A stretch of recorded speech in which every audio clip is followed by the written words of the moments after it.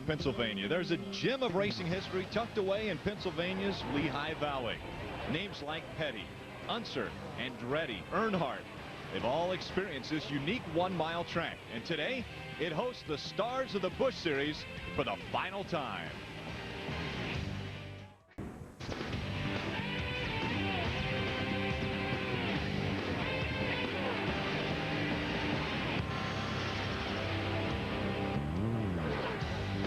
And welcome everyone to the Super 8 pre-race show live on FX. We take a look at the front row for the race today at Nazareth Speedway. Kyle Busch, a familiar face, sitting on the pole for the 4th time this season. And on his outside, Kasey Kahne's number 38 was qualified by Regan Smith, so he will actually have to move to the back of the field. And standing by right now with Kasey Kahne is our own Mark Garrow. Rick, it's a case of good news, bad news, right? Kasey, you've got a great car, but how difficult is it going to be getting up through the traffic? Well, it's a tough track to pass, so we'll see what happens. But I think, you know, our great clips, Deca Batteries, Dodge was really fast yesterday in practice, and then Regan Smith did a great job qualifying at second for us. So we got a great pit stop out of that, or pit stall, and look forward to racing here today in Nazareth.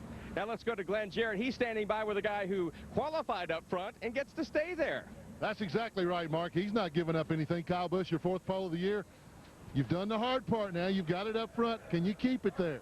We hope so. You know, the Lowe's guys have done an awesome job so far this weekend, every weekend. And, you know, we just try to do the best job we can, and hopefully we can keep that Lowe's Shopvac Chevrolet up front. And that's where the most important spot is, just to be out there in clean air. So maybe we can keep it there, and maybe we'll let some of the veterans go by and maybe follow them for a little bit to learn some more about this place, too. I don't really believe he just said that. I don't think he's going to do that, guys. He's leading the point standings. He wants to stay up front all day. Let's go back up top to Rick Allen and Phil Parsons. Well, thank you, Glenn. Hello, everyone. I'm Rick Allen alongside of Phil Parsons. Now, Kyle Busch is a driver who has never raced on this racetrack. Phil, you have raced on this racetrack. It is an extremely unique track, even if it is your first time. Well, it really is extremely unique and difficult. This is really a one-of-a-kind as far as racetracks go. It's very much like a road course, but all left-hand turns. You've got a dogleg turn 1, which the guys have to get off the throttle. Then you have a little short shoot into a very, very flat, almost off camber, which means the track banks away from you, turn 2. There's a long straightaway, the fastest part of the racetrack, extremely downhill, great elevation change into a very difficult, tight turn number 3. A very difficult racetrack to pass on, so that will make it even harder for the fellows that have to go to the back of the pack to try to make their way to the front. And there are other drivers. Not only Kasey Kahne has to go to the back, but also Michael Waltrip and Greg Biffle. And right now, standing by with Michael Waltrip's Glenn Jarrett. Well, hey, Phil Parsons, thanks for giving that description. Michael, you should have been listening to how to get around this track. You hadn't been here in 12 years, man. You got to start in the back. How's that going to be? Well, I just talked to Casey Atwood, and he said that it took him a little while to get up to speed yesterday because he hadn't been here in a couple of years. So I'm glad I'm going to be in the back trying to learn the track a little bit. Shane Mill just did us a great job. He qualified the car right up front and gave Jerry and those guys all the input and knowledge they needed to get the thing set up right. So I just need a little bit of time to get used to everything and hopefully get us a win on our Aaron Chevy. Well, good luck. Be careful out there. He had a great time last night going through traffic, guys. Finished 4th in the All-Star Challenge. And a great story of determination in NASCAR. He attempts to return to racing today. That's Jeff Purvis. Welcome back to the Super 8 pre-race show, live on FX. Team owner Terry Bradshaw, NASCAR on, or NFL on Fox's Terry Bradshaw, helping out the officials there a little bit. We're coming up to the 12th race of the season for the Busch Series. That's a third of the season already gone, and it promises to be a record-setting year. We started out at Daytona. A man who knows Daytona very well, had a lot of success, Dale Earnhardt Jr. Oh, intensity is picking up. Robbie Gordon in that 55 car, he races his teammate pretty hard through 1 and 2. He's trying to get back on the lead lap. Meanwhile, Jamie McMurray in the 30 car eases into turn 3, gets a run on the bottom. Robbie Gordon carries Harvick all the way to the top of the racetrack. Oh, boy. Jamie McMurray. Bring it home, buddy. Come on. That's 4 in a row right here. 4 in a row. Stand up here. Spin. Back her down. Go low, go low, go low. Right, you're clear. Tosses out. For the checkered flag, Harvick takes it low. Kane dives to the bottom, and on the apron, Harvick wins it. Well, the king of burnouts. Biffle will see the checkered flag for his first Darlington Busch Series victory. All right, this will be the race right here. Remember, no red flag. Martin Truex crosses with 2 to go. No caution flag. We're still racing. Turn 1. Vincent's in trouble. Got drilled by Stremme. Stremme's car's torn off his right front. Caution is out now. Caution is out now. They'll come around with 1 to go. White flag and caution. It's over at the moment of caution. You gotta love a first-time winner.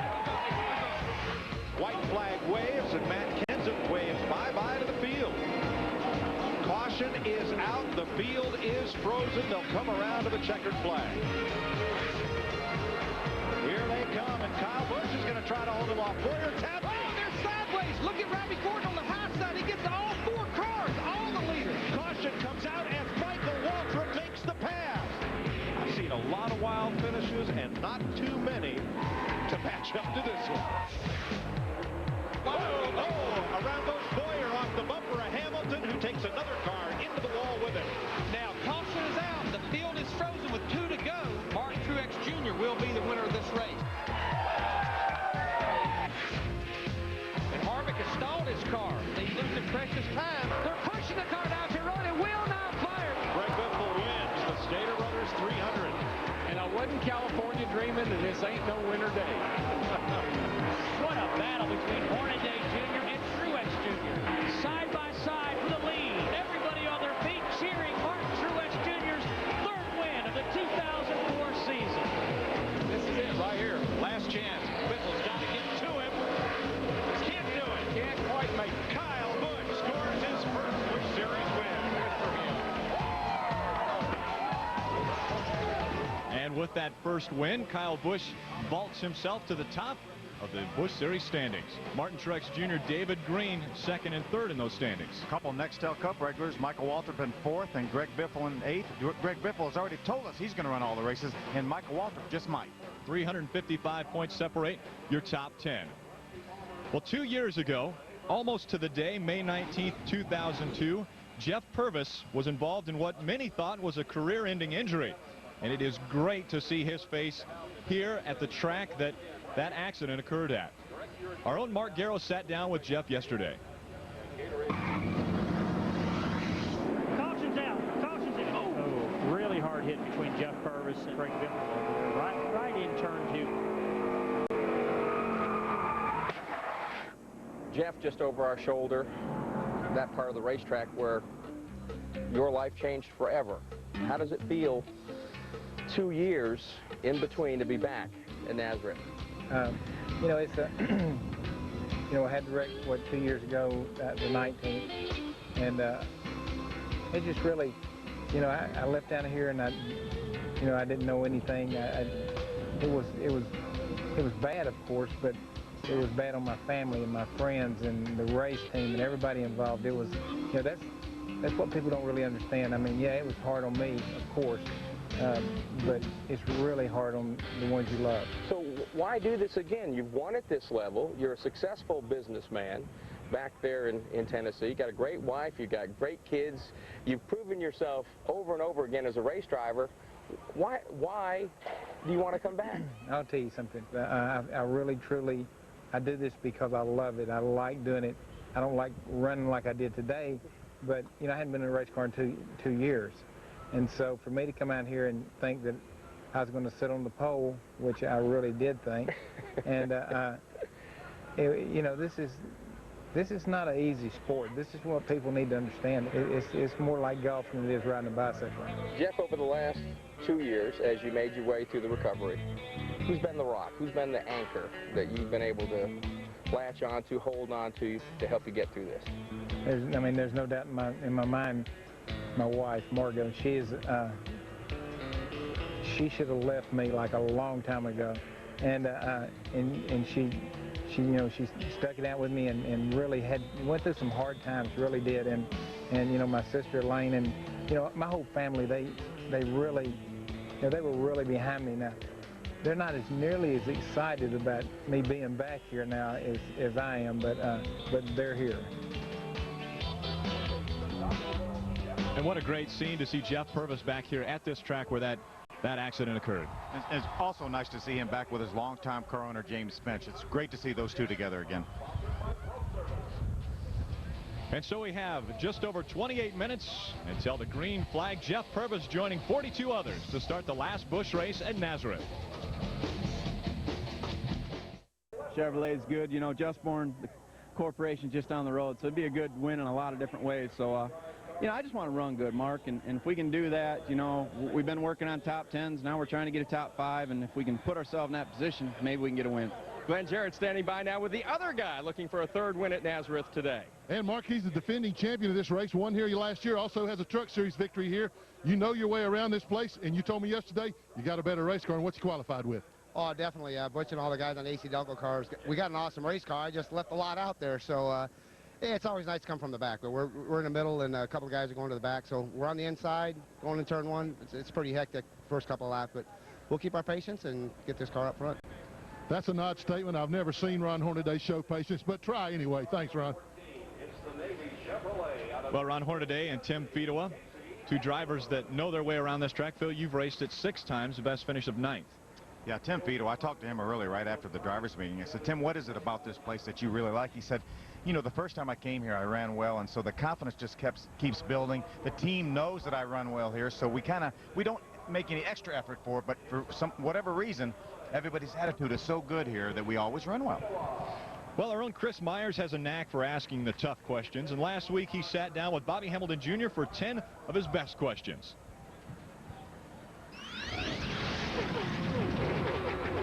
All right, AM or FM? FM. Music fan then, rather than talk radio? Oh, yeah. I don't. Too many commercials. I like to hear the music. All right. Al Pacino or Robert De Niro? Al Pacino. All right. Favorite movie of his do you like? Wasn't he like the mobster guy, Scarface? Scarface? Yeah, he was tough. He was mean there. All right. World Series or Super Bowl? Daytona 500. How about playing cards or playing video games? Video games. Video game. You have a favorite one? Or a lot of anything the NASCAR stuff. Okay. I love the career mode of it, how you build your team and stuff. When you sit on an airplane, would you prefer a window or an aisle? Window. How about with music, country or rock? Depending. I've got a CD from Elvis all the way to Marilyn Manson.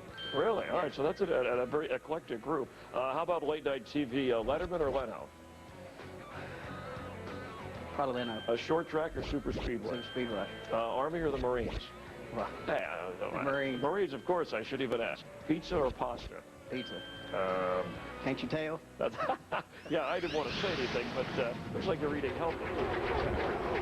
Bobby Hamilton, one of the many stars on hand for the final running here at Nazareth.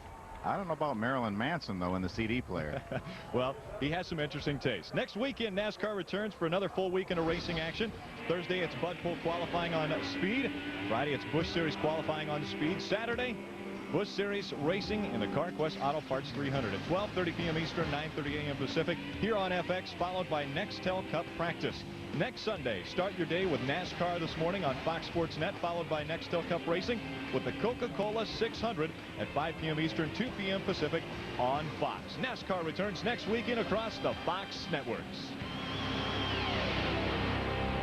Pennsylvania, the Super 8 pre-race show continues on FX. Well, last night, Martin Truex Jr. invited us to watch the All-Star race with him, and he showed us he's quite a host for a race car driver, that is.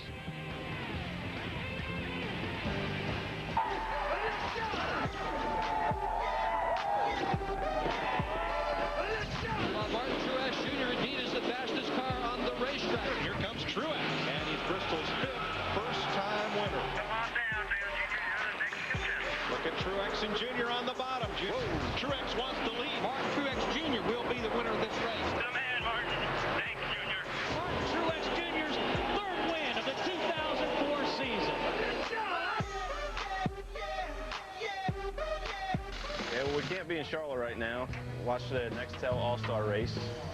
We're here in Nazareth running the Busch race tomorrow, and got some friends and my family, some of my crew guys just hanging out. Cooking some clams from back home and having a good time. No better way to watch the race.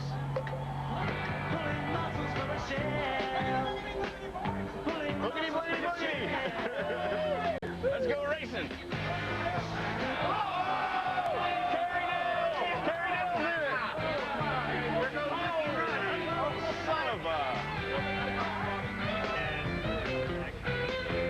Now, Martin, I love me some clams. You got raw clams. clams, steamed clams, broiled clams. In the All-Star race, we've got here in the open. Yeah, and this is not a race where you want to hope the driver back. Tonight, now, Jamie. Oh, he lifted. Clam fritters, clam krill. Clams.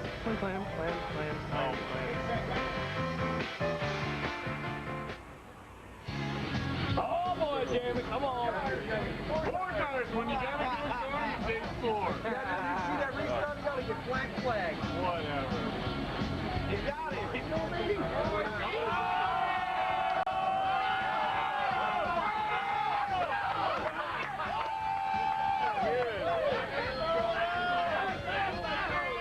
Clam paella, clam bisque, linguine and clam sauce. Clam casino. Clam casino. Hang around as long as you will. Let me. If you missed the NEXTEL All-Star race, unlike me, here's the highlights. Well, thank you, Martin. That was a pretty good toss for a race car driver. The pageantry at Lowe's Motor Speedway was definitely humpy-like. It didn't take long for action to happen there. The cars didn't even get to the first lap. They had a big wreck. Problems early on, and then the first winner was Tony Stewart.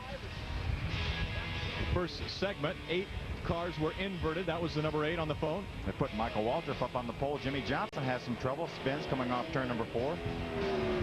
Here's the pass for the lead. Matt Kenseth goes to the inside of Ryan Newman. Newman didn't change tires.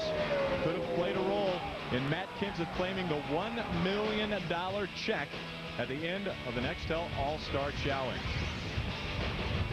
See the results. Matt Kenseth coming home your winner. Ryan Newman, Tony Stewart finishing 2 and 3. And there we see Michael Waltrip in 4th. Great run by Michael, who flew up here to run this race today. Starts at the back. Hasn't been here in 12 years, but great run. Casey Kane, also a good run. Top 10 and 7th. Other drivers that were involved in that All-Star race, of course, Greg Biffle, Casey Kane, and Johnny Sauter, all involved in that. And they will all be running here today at Nazareth for the final race ever at Nazareth Speedway for NASCAR. To kick off our pre-race activities, we now go trackside.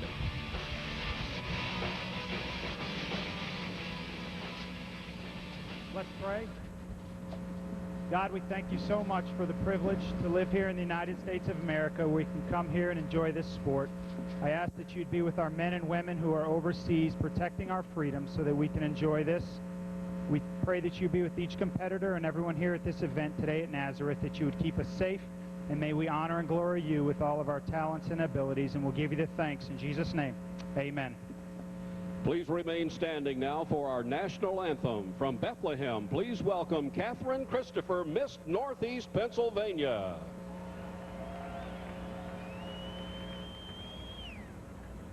Oh, say, can you see by the dawn's early light what so proudly we hailed at the twilight's last gleaming, whose broad stripes and bright stars through the perilous fight o'er the ramparts we watched were so gallantly streaming, and the rockets rang out, the bombs bursting in air. Give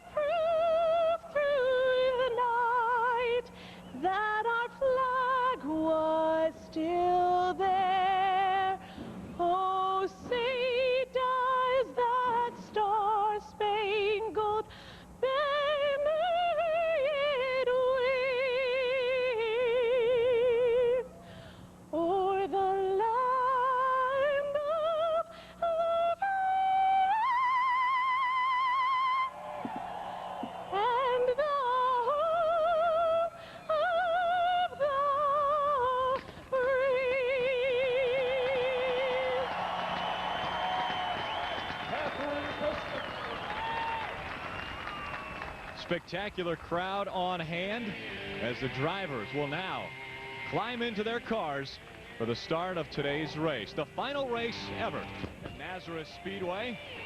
Guys like Kenny Wallace have run many races here and looking to have a great finish on this very historic and great track.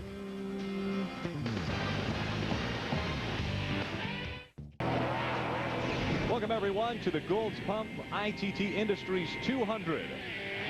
Live on FX. Busch Series racing for the final time at Nazareth, Pennsylvania, the Nazareth Speedway. Let's go down trackside to Mark Garrow. Well, Greg Biffle comes here to Nazareth trying to get over all that negative stuff, the big wreck that happened at Charlotte last night. Now, he got a big chuckle in the drivers' meeting earlier today. Kyle Busch stood up and said, "My name is Kyle Busch, K-Y-L-E. And by the way, Greg Biffle is the man for racing me so clean last week at Richmond. And everybody broke out laughing. It was sort of a light moment. Now, on the serious side, Greg comes here with a big challenge today. He's starting deep in the pack. He's going to have to work his way up through the pack. Very tough place to pass. He said, however, he thought it wouldn't be that hard to do. He said to get through the initial offering, but after that, he said, when we get to the top 10, things might get just a little bit tougher. Let's go down farther pit road to Glenn Jarrett. Well, Mark, we already talked to Kyle Busch, and he has already proven this year what kind of racer he is. He's got his 4th pole here today. Yes, Kyle Busch is good, but there's a reason for that also in addition to his talent, and that is Lance McGrew, his crew chief. Lance McGrew last year took an unknown, unheralded driver by the name of Brian Vickers, did nothing but win the NASCAR Busch Series championship with the kid. Brian went on to the Nextel Cup Series. They brought Kyle Busch in, put him in the car. Lance decided to stay here and to work with Kyle, and what a job he has done so far. He told me this morning, he said, "Glenn, I've got a tiger by the tail. This kid is really good. He is so good in the car relating to me what the car needs." He said, "It makes my job real easy." Well, I'm telling you, a crew chief's job is not that easy. This young man, Lance McGrew, has a real knack for working with these kids, getting them up front and keeping them there, guys. And he proved that last week. Kyle Busch garnering his 3rd pole last week and winning from the pole, looking to see if he can continue that here. Let's give Ricky Hendrick a little credit, too, because he's the one that picked Brian Vickers last year and Kyle Busch. Well, let's go down trackside to get this stuff kicked off. Race fans, with the most famous words in motorsports, here once again our Grand Marshal Dennis Coggins. On behalf of Goulds Pumps, ITT Industries, and our 7,000 Gotta Get It Goulds dealers, gentlemen, get pumped and start your engine.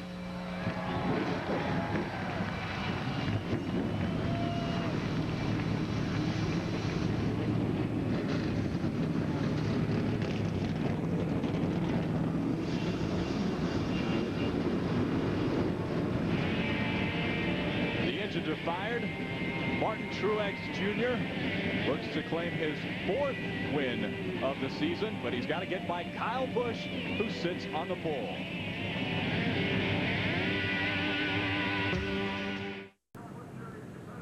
NASCAR Busch Series racing continues on FX from Nazareth Speedway. Cars about to head out onto the track. Kyle Busch claiming the top spot, and currently the 38 of Casey Kane sits on his outside, but he's one of the drivers that will have to go to the back. Michael Waltrip inside 2nd row. That's a shot of Michael right there. This will be the first look he's had at Nazareth Speedway in 12 years on this pace lap right here. Michael Waltrip's 99 was qualified by Shane Meal yesterday. What a great job by the substitutes. We had Regan Smith qualify Casey Kane's car on the outside pole, and Shane Meal jumped in Michael Waltrip's car. Shane's only about a foot shorter than Michael, jumped in that car, put a wooden block on the gas pedal, and qualified that thing 3rd. Ron Hunterday Jr., as we mentioned earlier, has 2 wins on this track, looking to claim his 3rd and quite possibly last win. There's another winner right there, Randy LaJoy. The 82 car, the Goulds Pump Special. Row number 9, David Green and Paul Menard will make up that row, starting 17th and 18th respectively. There's Martin Truex on the outside back there, row number 10. Clint Boyer, a rookie, on the inside of row 11. Robert Presley, a former winner, up to his outside. This track, as you had mentioned, Michael being able to see it for the first time in 12 years, we talk about its uniqueness, but people really don't understand it. There is elevation changes. It's not your typical oval that you would normally think of when you're talking about tri-ovals. Well, without a doubt, as I mentioned earlier, it's more of a road course to me, but it's all left-hand turns and you don't shift. Because all 3 turns, essentially there's 3 turns. Some people say there's 6. Some people say there's only 2. They don't count the dog leg right after the start-finish line as a turn. So every turn is completely different. Everyone is a challenge. You have to have a compromise in your setup. As you see the last rows here, some of these drivers are opting to allow some of the Cup drivers to start just in front of them. They'll back up behind them. And so some of the people that are starting in the back are going to allow Greg Biffle, Michael Waltrip, those guys to move up just a couple spots for factors if they don't want to be involved in an accident early on with those guys trying to get by. Well, I think that's a great move. They obviously know that those Cup drivers are going to be faster than they are, so why make it harder for them to pass them? Why not just get behind them and then maybe follow them? They will end up losing less time by doing that than they would if they started in front of them and then had to be passed. Well, let's go down. Mark Garrow. I think you need to watch out for Kenny Wallace today, guys. He's been running very, very well as of late.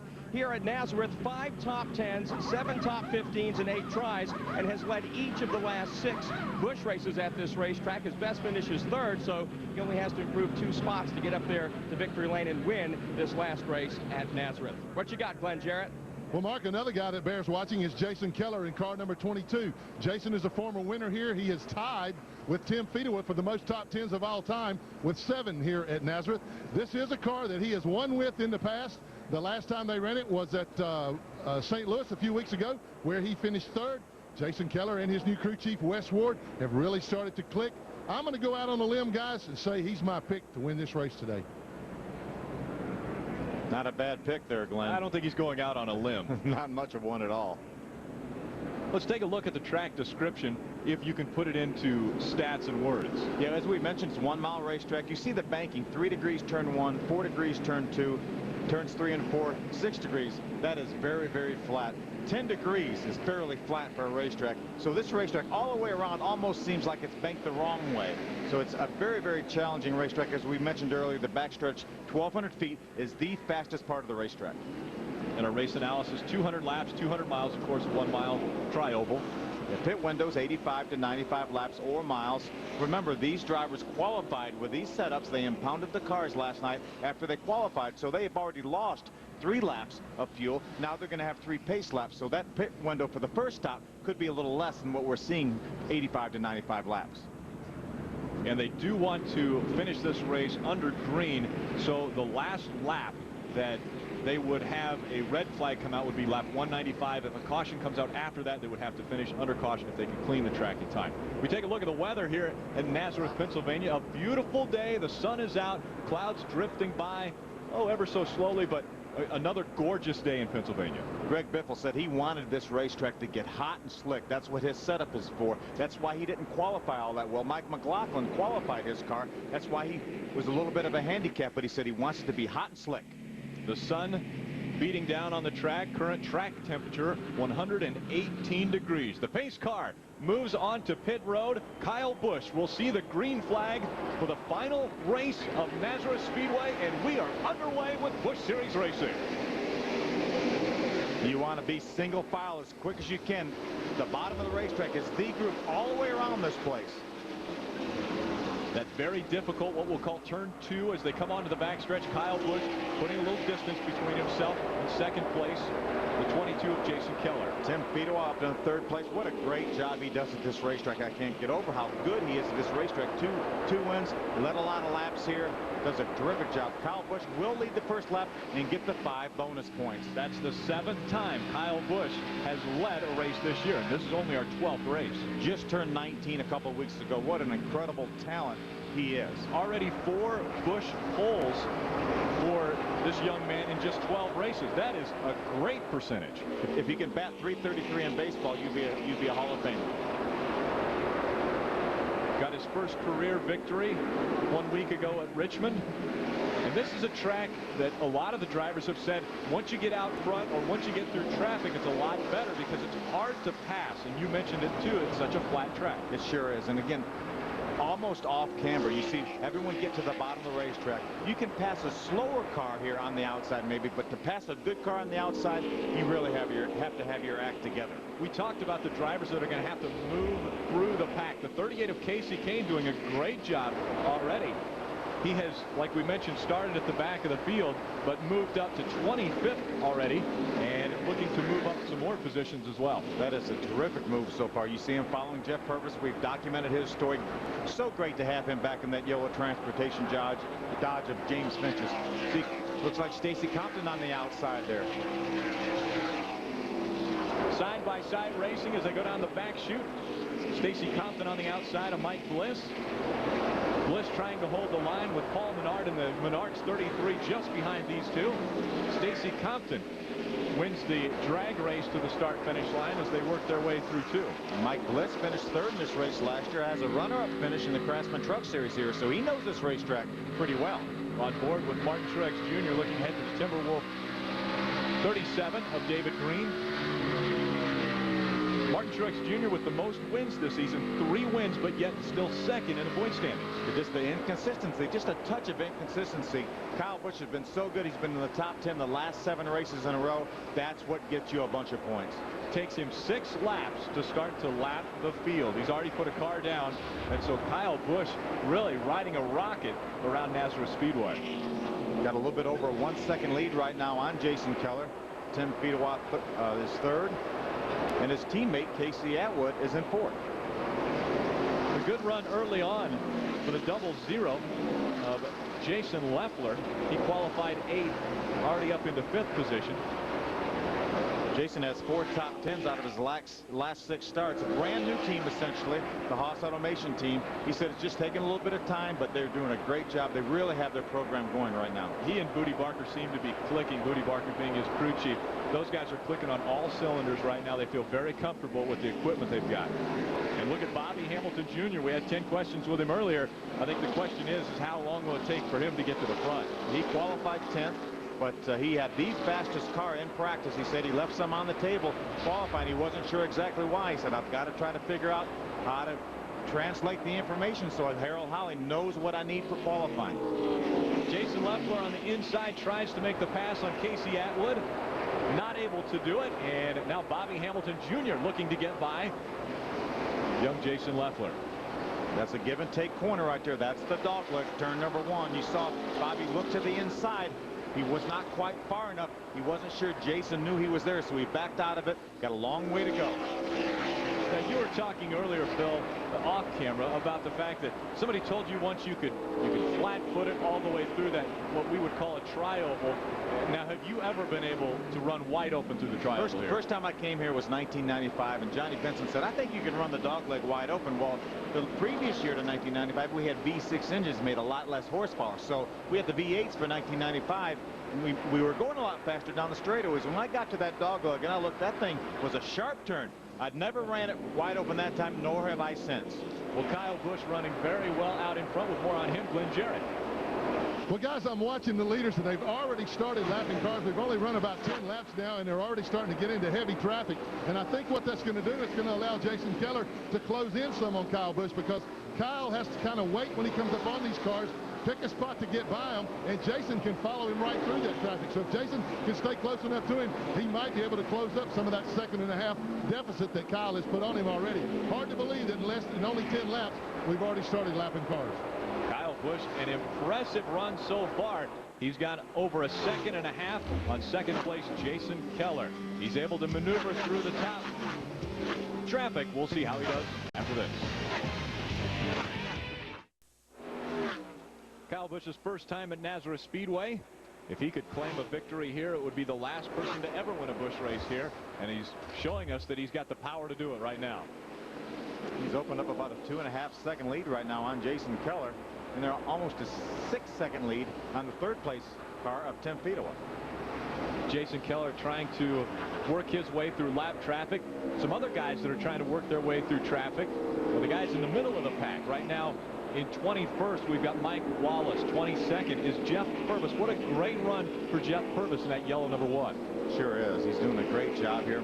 Jeff qualified in the 26th position. He was not real happy qualifying. He left some on the table, but he's got a whole mirror full of Greg Biffle right now, who's made his way from the back of the pack all the way up right behind Jeff Purvis. That is the number 60 of Greg Biffle, just behind the yellow transportation number 1. With more on Biffle, Mark Garrow. Rick, at the opening of this race, after a number of laps, you hadn't heard from Greg Biffle. He was just concentrating on chopping his way through the traffic. And just moments ago, he radioed his crew chief, Brad Parrott, hey, I'm a tick tight. Let's work on that at the next pit stop. Now, a little bit farther back, just a few car lengths from him, is Kasey Kahne. He has not said absolutely one word so far to his crew. So, again, he must like what he has and just concentrating on making sure he doesn't run into that lap traffic. Kasey Kahne, again, you saw that he was on the outside pole, but because Regan Smith qualified that car for him, he had to go to the back of the field, and so he's trying to move through the field just like Greg Biffle. We've got 18 laps completed right now, no caution flags, which is really remarkable. As you see, Greg Biffle try to move on the inside of Jeff Purvis, but with so many good cars at the very back of the pack, Greg Biffle is able to make that pass. You see Kasey Kahne trying to look to the inside of Jeff Purvis, going in turn number 2. But all the guys doing a terrific job. The slower cars doing a great job moving out of the way of these faster cars, and the faster cars showing a lot of patience in getting by the slower cars. And sometimes it's very difficult, I'm sure, for a driver to say, well, I've got to move over for a faster car, but they understand that once that car goes by, they can hop back in, run their lines, and then fix their cars at the first break. That's right, and sometimes the shoe will be on the other foot too. They may want that luxury afforded them later on. Strimmy moving up 3 spots from his starting position of 11th to 8th currently. Out in front, Kyle Busch, almost 2 seconds on Jason Keller. Tim Fedewa, Hamilton Jr. wrap out the top 5. In place right now. Another guy who is having some success now. He's been sharing a little bit of time with Kevin Harvick in that Reese's 21. It's Clint Boyer, and those guys came out here and did a little testing, I believe, Phil. They sure did, and he had the most trouble through the dog leg, which we call turn number 1. Ron Hornaday, his teammate, was here testing with him, who's very, very good on this racetrack. And Clint said he could not believe how smooth and good Ron Hornaday was, especially through that part of the racetrack, as you see him try to move by one of the lap cars. But Clint's doing a great job. He's in 17th. Again, first time here. He's only run 4 races so far this year. Had a terrific run in Nashville, racing Kyle Busch for the win. They got together. The top 4 cars wrecked. Michael Waltrip was running 6th at the time, ended up passing them all and ended up winning the race. But Clint Boyer's doing a terrific job. A lot of talent. I was talking to Kevin Harvick back, I think, at Charlotte earlier this week, and I said, what about Clint Boyer? He said, unbelievable talent. He is going to be in a real good one. So I'm sawing on the wheel there. Ron Hornaday up to 7th position. He started in 9th, and so has moved 2 spots. More on him, Glenn Jarrett. Yeah, guys, Ron Hornaday is saying that his car is pretty good. It's just a little tighter than he would like right now. That's one reason he's having a little trouble working the lap traffic. So his crew chief, Butch Hilton, told me the first chance they get, when they come in, they'll try to free that car up for him just a little bit, but just a little tighter than Ron would like right now. It's hard to imagine, as hot as it is out here and as slick as that racetrack is, that a car can be tight, but that's what Ron says it is. You're right, Glenn. A lot of times it used to be, as you well know, when Glenn and I used to race, that the hotter it got, the looser the racetrack used to get. But now it seems like the hotter it gets, whatever end of the car wants to start sliding first, which in the case of a push, that means the front end wants to slide more.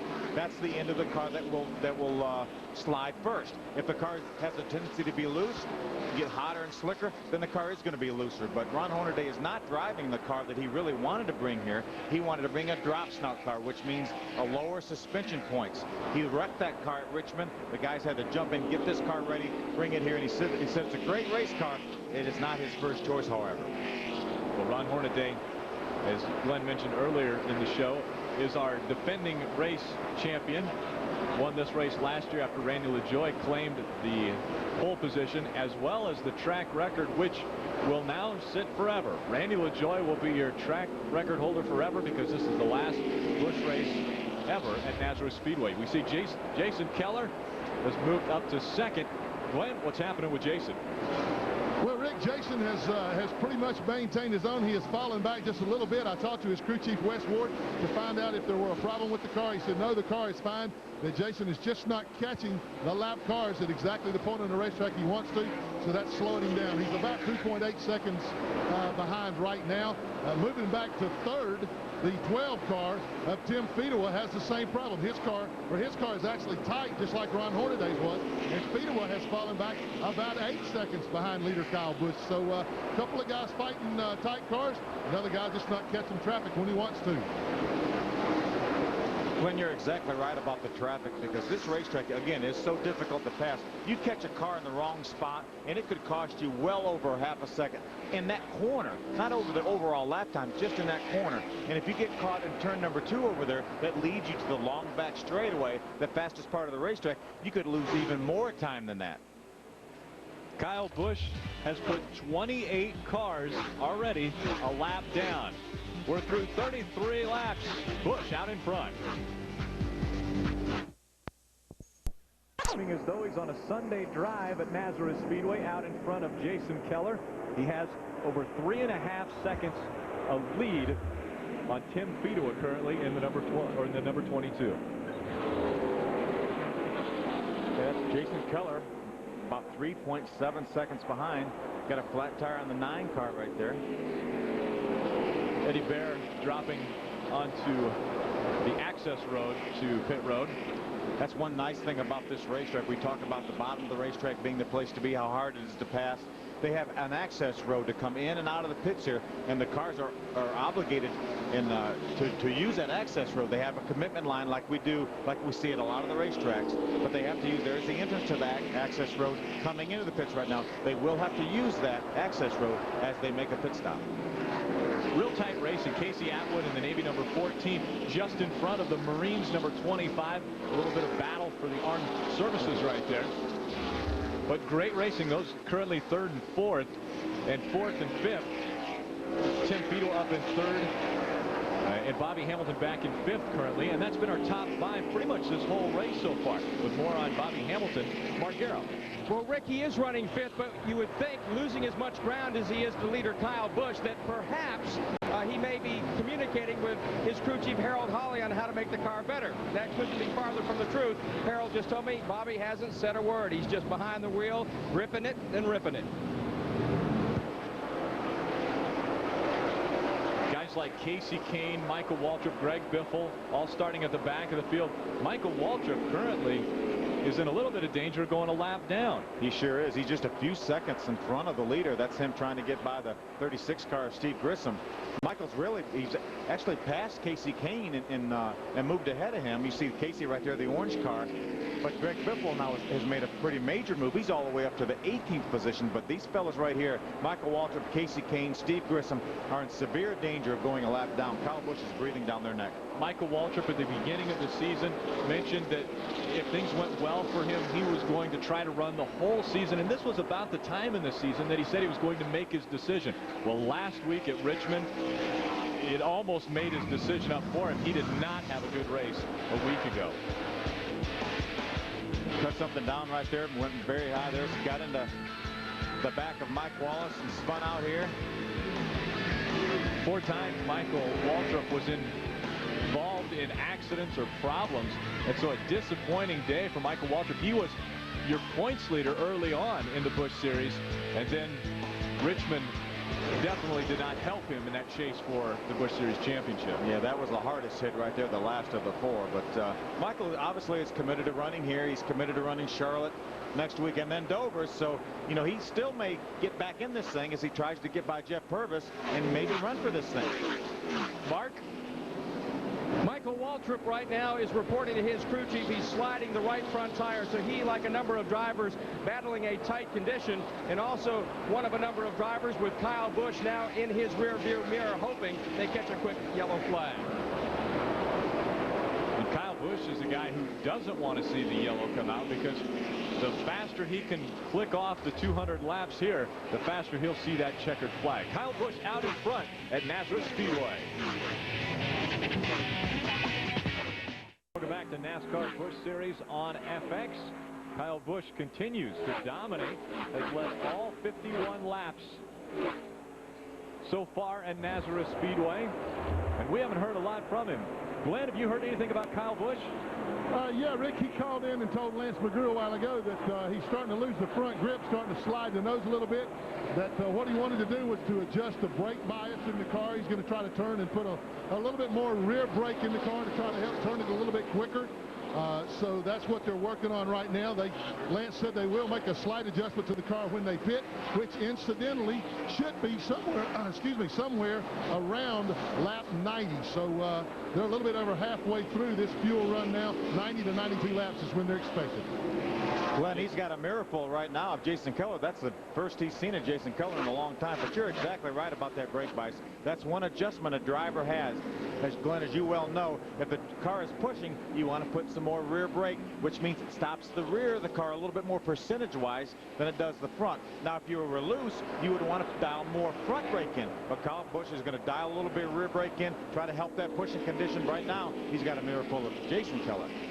We had talked earlier about 3 seconds was the difference between the 5 of Kyle Busch and the 22 of Jason Keller.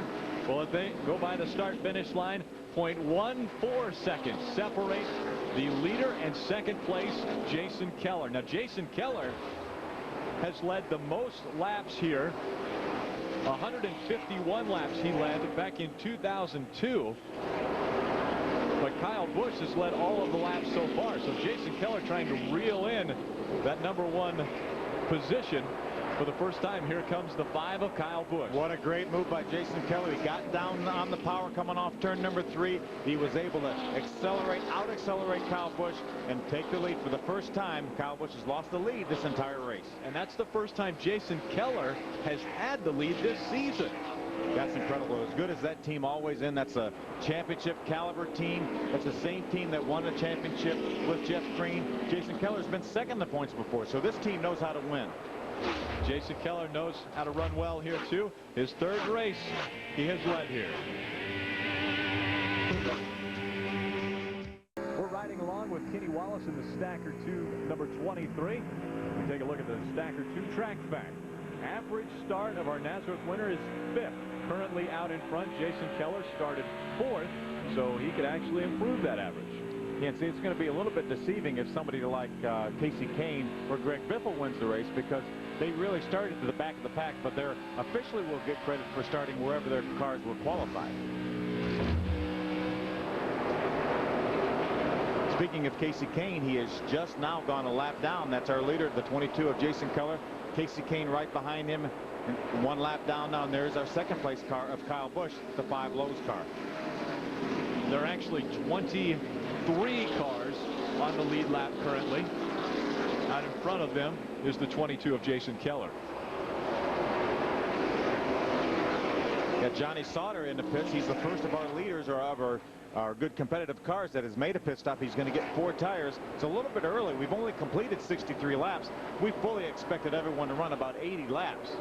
And Johnny Sauter could be just not thinking that the car is worth anything. Mark, what's going on? That team decided to short pit because the car was so tight they were losing too much ground. So they thought, let's make the adjustment. Let's get in here, get fresh rubber before the lead cars do, and perhaps we can pick up some valuable track position, gain some ground, and maybe hold it after this series of green flag pit stops.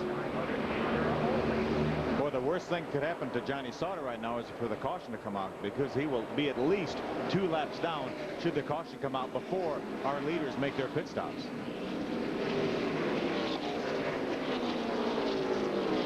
Jason Keller putting some distance between himself and Kyle Busch. We've had 2 different leaders. Jason Keller now, Kyle Busch at the start of the race. We'll be back with more Busch Series racing on FX. Back to Nazareth Speedway for the final Busch Series race ever on this facility. This is the 17th running at Nazareth Speedway. Our leader, Jason Keller, beginning to check out on Kyle Busch, just as Kyle had done earlier. Steve Grissom, the 36 car right in front of him. Robert Presley, the Clorox number 47. And there's our Michael Waltrip, fresh from Charlotte last night, just in front of that group. So these guys definitely would love to have a caution flag. And as a matter of fact, the caution's out right now. What a terrific break for Michael Waltrip, Steve Grissom, Robert Presley, all those drivers right in front of our leader, Jason Keller. Don't believe a spin happened on the track. We'll try to find out exactly why the caution has come out. Jason Keller out in front. We've had 2 leaders. Kyle Busch led the first 54 laps. Jason Keller has led every lap since then.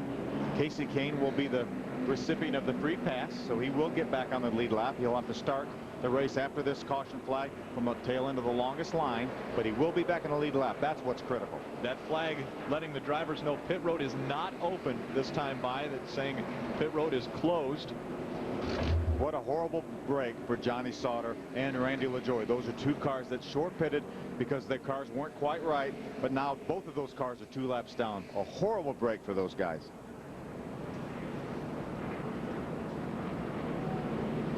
There's no racing back to the caution flag. So when the caution flag is displayed, everyone holds their position. If there's a question, they will ride side by side with the car that they are in question with, and then NASCAR will make a decision. And you see everyone in single file line, so no questions up in front. At the drivers' meeting earlier, NASCAR let them know that the first time by, the pit road would be closed. Second time by, they would open it up for safety purposes. Still have 22 cars right now on the lead lap. It will be 23 after Casey Kane is given the free pass as they get ready to go back to racing. But it's going to be interesting to see what kind of adjustments these drivers can make on these cars to see if they can run with Jason Keller and Kyle Busch, because they have driven off from the rest of the field.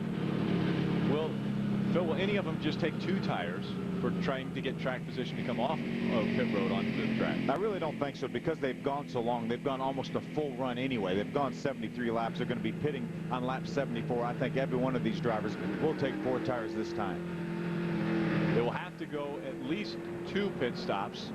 You can't make it on 1 because of fuel. If somebody would, they would be getting better fuel mileage than has ever happened in the Busch Series. So you see the green flag flying, and Jason Keller will lead the lead lap cars onto pit road as they work their way around the access road. We will throw it down to Mark Garrow and have him tell us what's going on down on pit road. Mark? Well, the first of the top cars coming in at this end is Bobby Hamilton Jr., the Team Marine Ford. Now, the cars behind him have already dropped out, so he's got a clean entrance and a clean exit.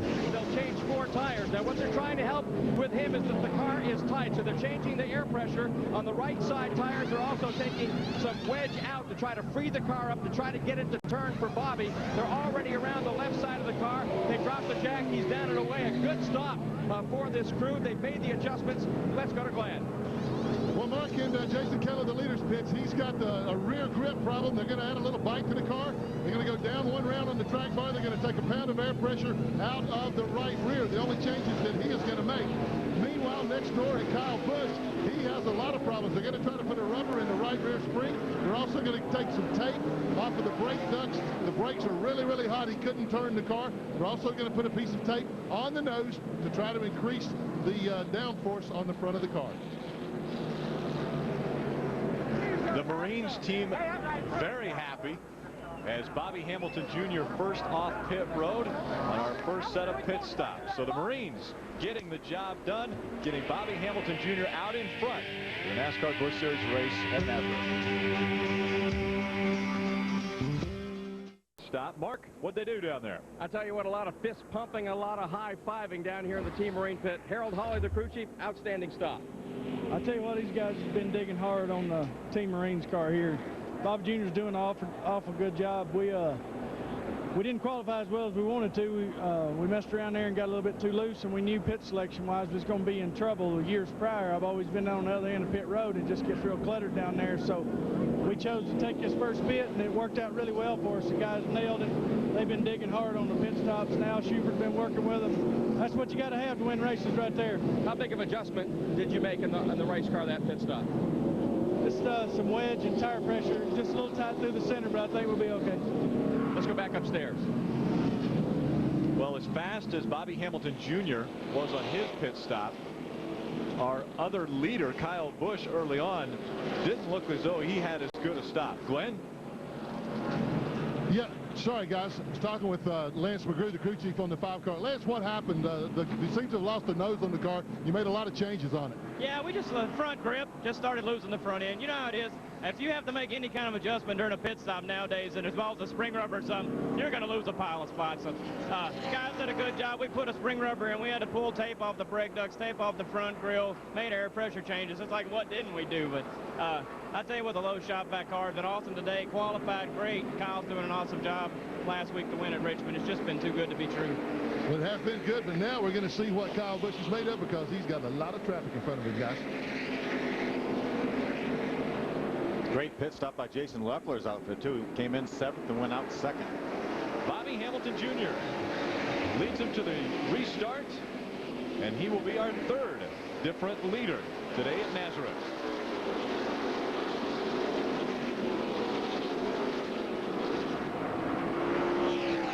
Jason Leffler also with a good stop. Came out of the pit 2nd, and right behind him, one of the best restart artists in the NASCAR Busch Series, Ron Hornaday Jr. Well, he sure is. There's nobody any better on a restart than Ron Hornaday. Jason Leffler, I'm sorry, has him right now by a couple car lengths. But Ron Hornaday is so good at this racetrack. Again, we mentioned this was not the car he wanted to bring here, but it's a pretty darn good one. He was 3rd when the caution flag came out. He had already worked his way all the way up to 3rd from where he started back in 9th.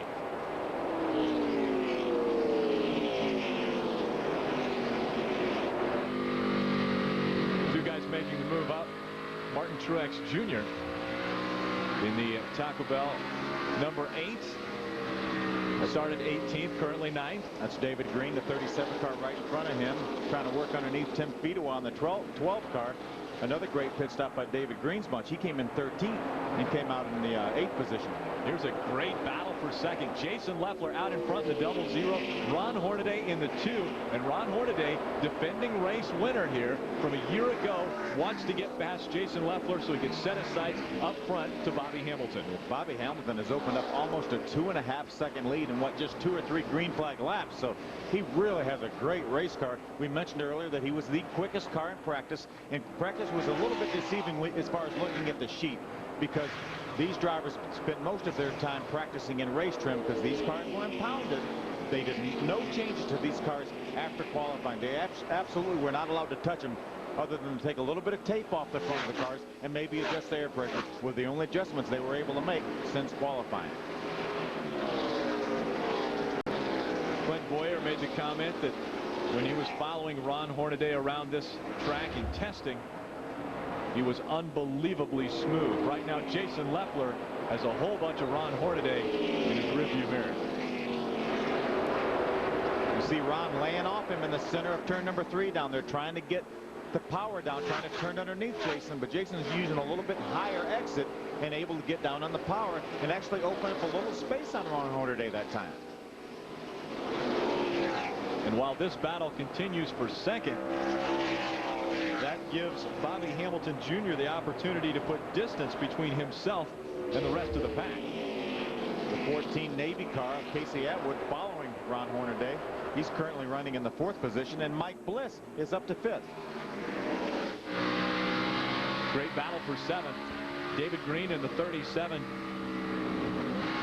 Currently in 6th. Actually, 7th is Martin Truex Jr. in the 8th. Let's listen to Martin Truex. See how he works the throttle. You see him? This is turn 2, the exit. He has to pedal the throttle till he gets the car swung out to the wall. Hard, wide open down this downhill back straightaway. You see him tries to get the car turned into center, then easy down on the throttle. Try to apply just a little bit of throttle as you go towards the start-finish line. Now here comes the dogleg. See him off the throttle, back in the throttle, right at the center of the corner, the apex of the corner, to try to swing out to the wall. Here we are back under the bridge in turn number 2. Climbing ever so slightly there. As he comes out of 2, he goes downhill then into turn 3. Bobby Hamilton Jr. trying to check out on the rest of the field. Jason Leffler holding on to 2nd, but for how long? Ron Hornaday Jr. right on his tail. NASCAR Busch Series racing on FX from Nazareth, Pennsylvania. The final race for the Busch Series at Nazareth, and Bobby Hamilton Jr. is out in front.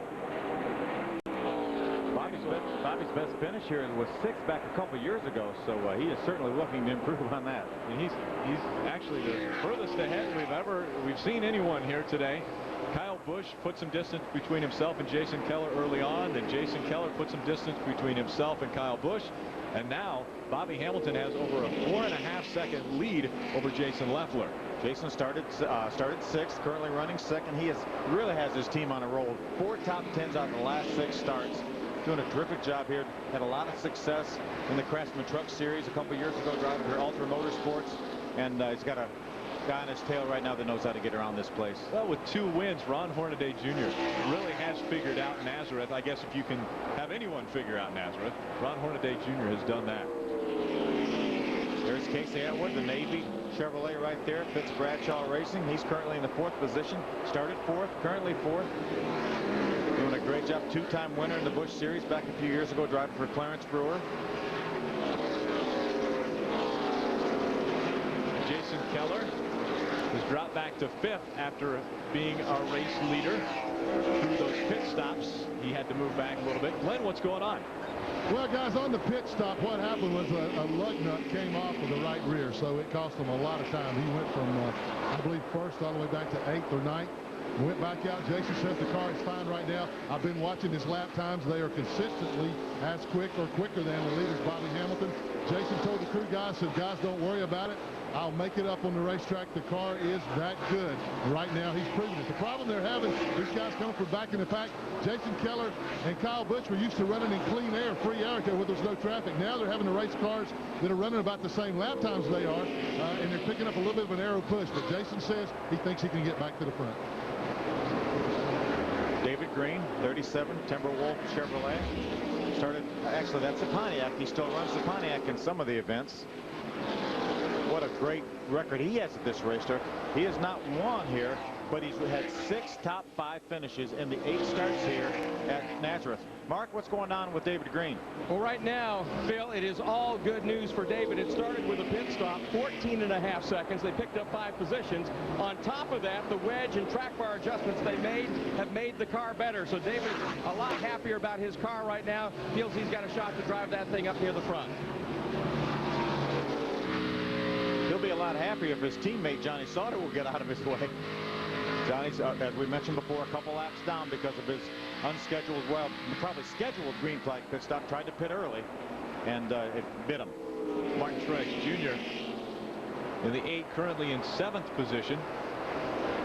That chance to number 8, running the full Busch Series. David Stremme, the trim spot 32, just behind Martin Truex Jr. And you see the 5 of Kyle Busch trying to make the move on Stremme as they work their way through the corners here at Nazareth. With more on Kyle Busch. Glenn. The crew chief, I just checked with Lance McGrew, the crew chief, guys. I'm sorry, I was trying to talk too fast there. Anyway, Lance told me that the car is a lot better now. Remember, I told you earlier they had lost a little bit of the front grip. He was sliding the nose. The changes that they made to the car seem to have helped it. He has since passed David Stremme for that position. So Lance said everything is fine now. He's just going to work traffic for a while. He'll have a lot of that to do for sure. But, he worked his way back up into the 8th position. We are at the halfway point as Greg Biffle goes past the start-finish line. And with more on Biffle, Mark Garrow. Well, he has moved into the top 10, Rick, but right now he's reporting that he has only about half of his brake pedal when he presses down, so that's obviously not a good thing on a racetrack like Nazareth. Also, the adjustments they made on that last pit stop, they lowered the air pressure. They're not working, so the next time he comes in, when they move to that second set of tires, they're going to increase the air pressure in hopes of getting that their charter communication Ford running better. Greg Biffle moving through the field. We'll remind you he had to start at the back because someone else qualified that number 60 for him. So Greg Biffle breaks into the top 10. Out in front, it's Bobby Hamilton Jr. Welcome back to the Goulds Pump ITT Industries 200 on FX. Bobby Hamilton Jr. out in front. He's been leading since lap 75. Means 30 laps in front of the pack for Bobby Hamilton Jr. A little bit over a 5-second lead right now on our second place car of Jason Leffler. Ron Hornaday Jr. 6 seconds behind our leader. We're just behind Leffler in 3rd position. Jason Keller was able to get by Casey Atwood for the 4th position. He's about 7 seconds behind right now. Kyle Busch, after leading the first 54 laps of the race, has dropped back to 8th position. That happened mostly in the pit stop that took place, and Kyle Busch actually looks as though he's been involved in maybe a little altercation. You can see right in the very front grill area of his car, he's got a little bit of damage, so he's had to move somebody out of the way, just like he might do with Johnny Sauter here, unless he gets by him fairly quick. Johnny Sauter 2 laps down right now. He slides up out of the way, and you know that's almost a situation right there where Johnny Sauter says, hey, I see Kyle Busch coming, I know he's faster, so I don't cost myself a whole lot of time, let me drive in this corner, I'll slide up a little bit, give him the bottom of the racetrack, and I won't lose 1/10 of a second, which is exactly what he did there. Pretty good move by Johnny Sauter. Kyle Busch, our pole sitter. The Taco Bell trivia question today: who is the only pole winner to win a NASCAR Busch Series race at Nazareth?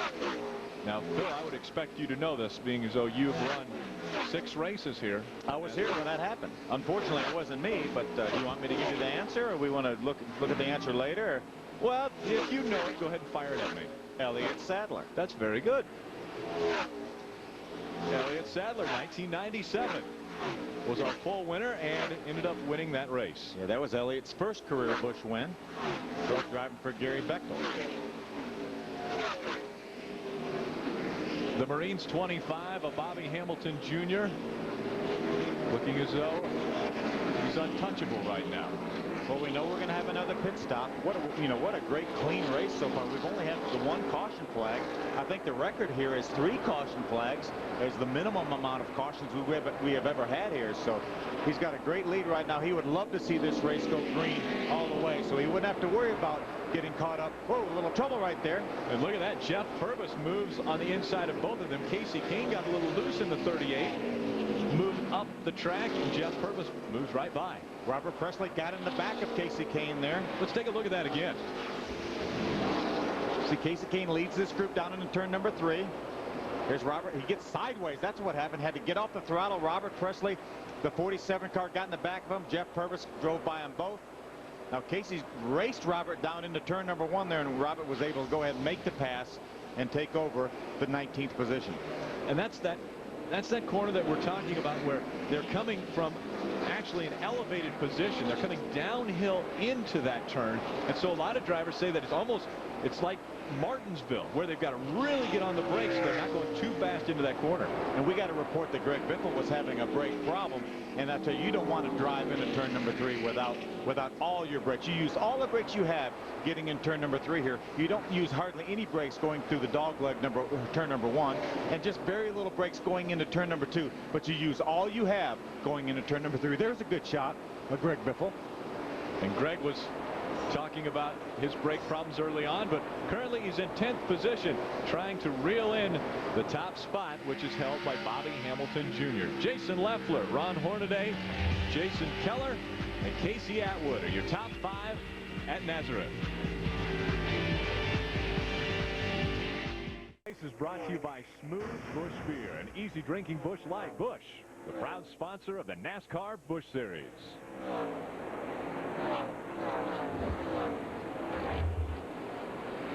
Our biggest movers today: Greg Biffle, advancing 33 positions. Again, had to start at the back because his car was qualified by another driver. Michael Waltrip and Casey Kane also in that same situation.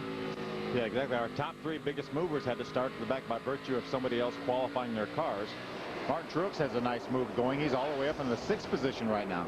Take a look at this pass. Kyle Busch puts on David Green. Just gets down on the power a little bit coming off turn number 3. Beats him down to the start-finish line, which allows him to get into turn number 1, the dogleg, before David Green. Great job by Kyle Busch. And you saw Kyle Busch going through that dogleg almost a little sideways, like he had maybe put a little too much into it going in. Yeah, he wanted to make sure he cleared David Green by the time he got to that dogleg. You do not want to go through that corner side by side. So he might have got on there a little bit hot, got a little bit loose off the corner. We heard he was pushing before. They made some adjustments, and I think they have freed that car up.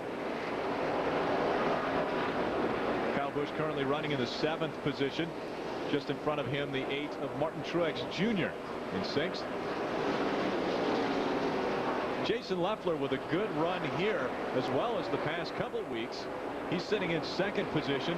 Ron Hornaday Jr. was right on his tail, but he's able to put a little distance between himself and Ron Hornaday now. But Bobby Hamilton's still over 4 seconds in front of 2nd place Jason Leffler. But several laps ago, we talked about Bobby Hamilton being over 5 seconds ahead of Jason Leffler. So Jason is actually catching him. Right now, that time by, he's less than 4 seconds, 3.84 seconds behind Bobby Hamilton. That's because Bobby Hamilton has some pretty heavy traffic.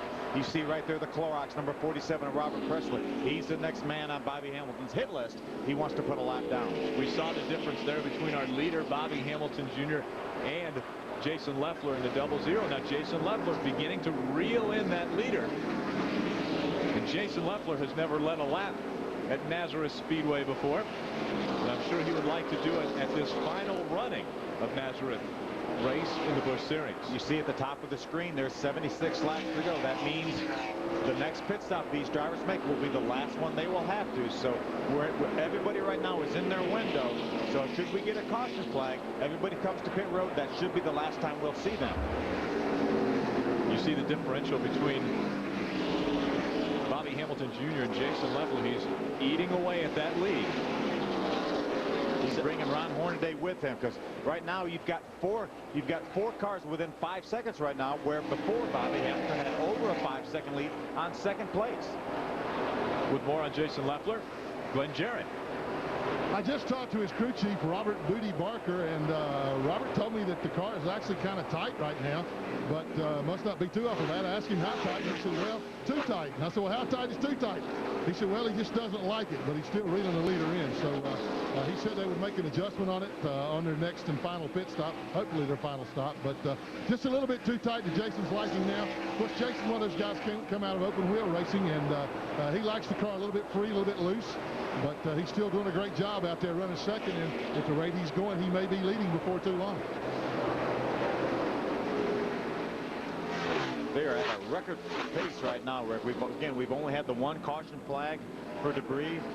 The race record for this race is 104, a little over 104 miles an hour, and right now they're at a probably 120 mile an hour pace, 122 mile an hour pace. So they would establish the all-time record for Nazareth, because there's not going to be another. As we mentioned earlier, Randy LaJoie will hold the track record for qualifying. Did that last year. It wasn't improved yesterday, and so that will go on the record books forever.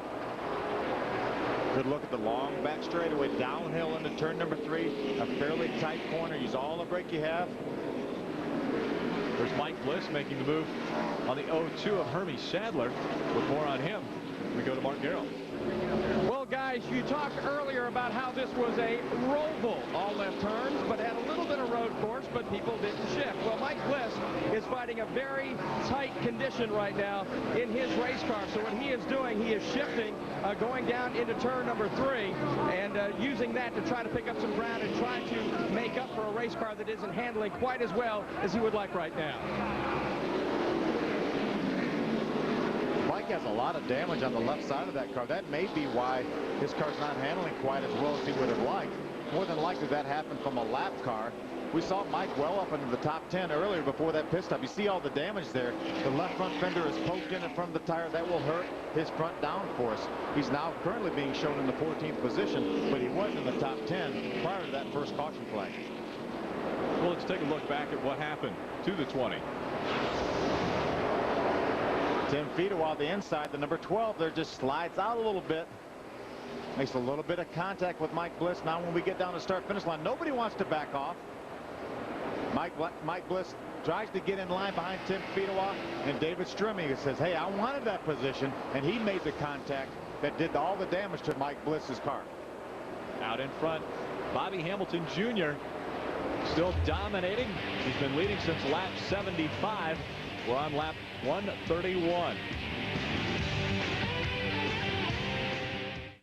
Dennis Setzer, for the first time in his career, out in front of the point standings after just winning another race at Lowe's Motor Speedway. What a terrific win for Dennis Setzer and the Chevrolet team. They Looked like Carl Edwards had that race won. Really, we thought Michael Waltrip was going to win that race. They had a late caution flag. He and Carl Edwards got together. Carl trying to go for the lead. It messed up the front end on Michael's truck, so he ended up falling back to, I think, a 5th place finish. But Carl Edwards thought there was going to be a caution flag, had the lead with a couple laps to go, backed off. Dennis Sitzer drove by him. The caution never came out, and Dennis won that race. And a guy who I'm sure doesn't want to back off at all is Ron Hornaday right now, moving up to 2nd. He just got by Jason Leffler. Let's take a look at how he did it. Here they are coming off turn number 3. Ron got the power down. Now he's going to try to beat him to the dogleg. You do not want to go through here side by side. Jason Leffler realized that Ron Hornaday was on the inside. He had position. He backed off enough to let Ron Hornaday get in there.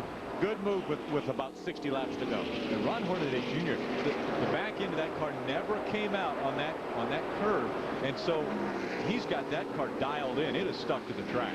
Sure, as you see on the inside of that corner, there's some ripple strips, and all the drivers pretty much drive over the ripple strips, and they're pretty rough. But what it does, it makes that left front plant. You get a little more grip because you go over that ripple strip, and that allows the car not to be as tight as you exit that corner. So that ripple strip really helps the handling of the cars. Bobby Hamilton Jr. out in front of Ron Hornaday by just over 2.5 seconds. And so now Ron Hornaday trying to reel in Bobby Hamilton to win his 3rd Nazareth race. One of 2 drivers that have won 2 here, Tim Fedewa and Ron Hornaday, the 2 drivers with 2 wins at Nazareth. Tim Fedewa right now currently just outside the top 10 in the 12th position. Ron Hornaday now, he has some fairly clean racetrack, and he's gaining on Bobby Hamilton. There's a great battle right there for 5th. That's Casey Atwood, the Navy Chevrolet number 14, and Martin Truex. They're putting a lap on Clint Boyer. He's now 1 lap down, currently being shown in the 21st position. With more on Martin Truex Jr. Martin.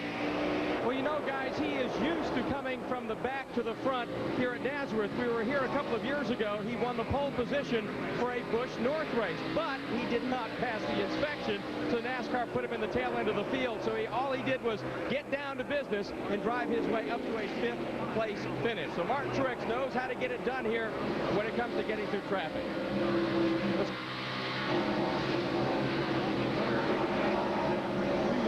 The 5-car of Kyle Busch, Kyle hasn't said very much lately until just a few moments ago. He keyed the mic and said just 2 words, just cruising. He is starting to gain on the 8-car and the 4. We got a caution now. Problems on the track. Mike Bliss in the 20 getting into the wall. See the right front tire at a very bad angle right there, so a lot of damage to the Rockwell Automation Chevrolet.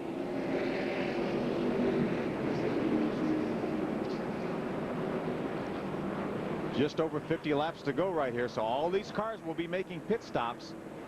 You see the window net down on Mike Bliss's car. That's his signal that he's okay. Just wants to wait till the traffic clears a little bit before he gets out of the car. Another car that has stopped on the track, the 43 of Aaron Fike, stopped coming out of turn 2. But as you mentioned, Mike Bliss letting the officials here know he's okay as he climbs out of that Rockwell Automation number 20, or tries to climb out. As I mentioned, the 43 of Aaron Fike stopping in turn number 2. Not sure what problems he is having.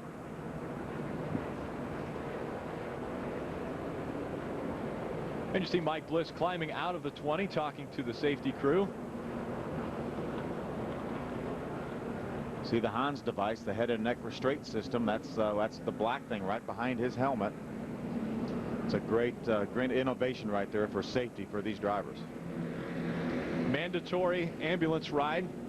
He'll go to the care center in the infield, get checked out, make sure he's all right. And the track crew planning on getting the 20 off of the track.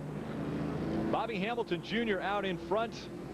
Again, he's been leading since lap 75, dominating this race. Ron Hornaday just made the pass on Jason Leffler, trying to reel him in. We saw what a good pit stop did for Bobby Hamilton. He came in on the caution flag. His team got him out in the lead, and he hasn't been passed since. So this pit stop is going to be extremely critical. Kyle Busch, as good as he was early, has only been able to make his way back up to the 7th position. So the teams on pit road, it's their race right now. Behind the pace car, Bobby Hamilton Jr. went by the opening to pit road. It was closed. It's closed first time by when the caution comes out. Yeah, the 43 car of Aaron Fike is still on pit road, so on the access road prior to pit road. So I think they will probably, there he is right there, they will probably leave pit road closed until his car has been able to move out of the way, so these guys will have an unobstructed way into the pits. On the track, they will run 40 miles an hour. Pit road speed is 35 miles an hour. And we saw how important pit road speed is last night for the, or actually the night before last, during the qualifying for the All-Star race. Yeah, they had a little bit different, a little unique format for qualifying. They were allowed to run 3 laps on the racetrack, and in between those 3 laps, they had to have a 4-tire change pit stop. But they had to be the pit road speed by the time they got to pit road. They could exit as fast as they wanted to, but there were about 8 drivers that were penalized for speeding on pit road getting to their pits. That obviously is different here. 75 feet before the first pit stall is the line that they have to be going 35 miles an hour once they get into the pits. And they must also maintain that 35 miles an hour until they're 75 feet past the last pit, so that there's no speeding on pit road, making sure that all of the crews are safe. Casey Kane will be the recipient of the free pass once again. We've had 2 caution flags, 2 free passes, and Casey Kane got them both times. But here they come. All your leaders coming down pit road. And let's go down to Mark Garrow.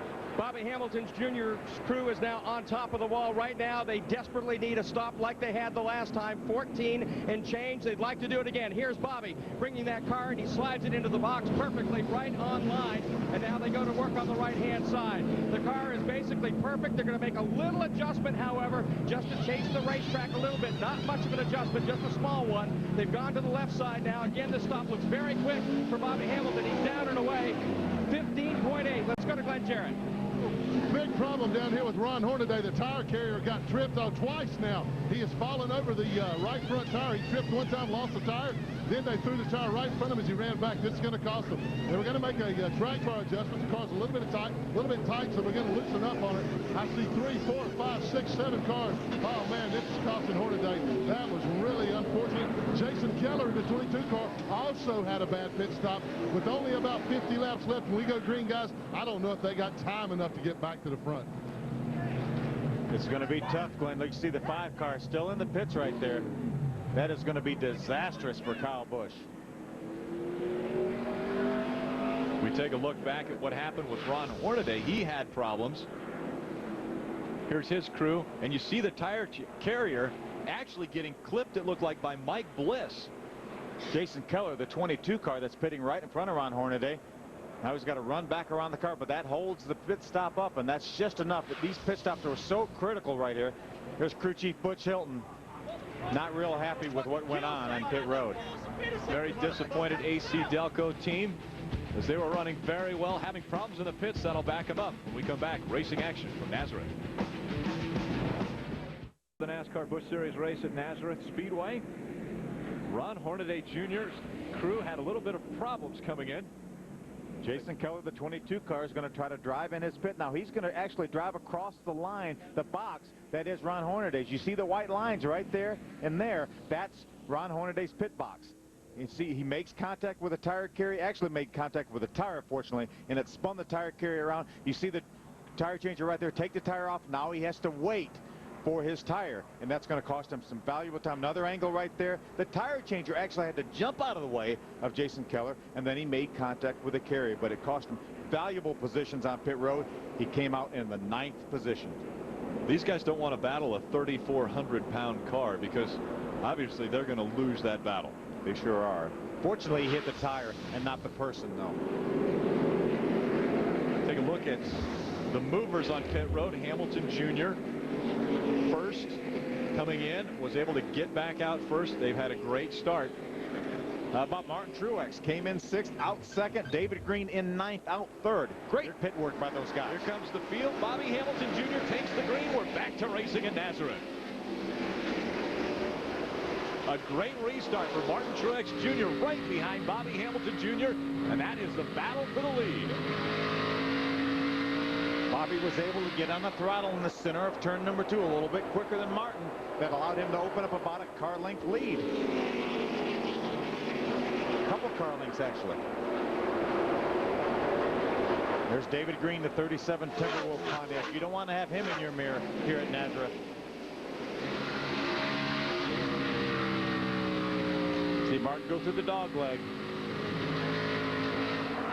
Now turn 2. Bobby Hamilton's pick crew did a great job. Got him out in the lead. Came in first, came out first. That's all you can expect.